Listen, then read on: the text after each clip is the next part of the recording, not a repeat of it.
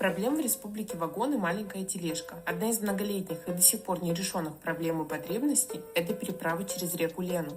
В отсутствие моста частные перевозчики, а других там просто нет, особенно перед закрытием переправы, взвинчивают цены, успевая зарабатывать на гражданах. Так, bu paronga hınını ödetesler emiskavaya. Canlar hasta günü bu turarlar. Minemi kono turdum bu. Kıramasına tehince bir merak denete. Bilin kalanna 10 tehince dese. O hasarı günü bu o çartağı canlar kalanlar bilin 10 tehince dilekterin adana.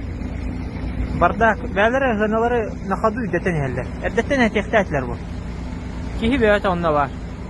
Хайс кelle bu груз 200 cenis ha. Груз 200 cenihen hınatın jos kürdü aspitler. Хайс kenele sepehe o buta bildiler. Men bilbekten kolbu. Kıramasına vakti. Onu kağlaran geriste bu груз 200'ni. Onu kağlaran bana barda. Как ставленник Кремля Сан Николаев решает проблему? Никак. Он сейчас находится на оккупированных территориях, и ему абсолютно все равно, что происходит в родной республике. За 6 лет занимаемой должности этот человек не только не построил мост, но даже пальцем не пошевелил, чтобы улучшить ситуацию с переправой, да и вообще с пассажирскими перевозками.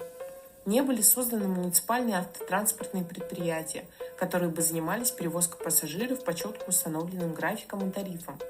Также и речными перевозками занимается исключительно частная компания.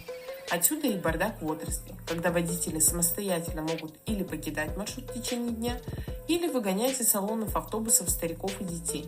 Отсюда и нерегулируемые цены на переправе.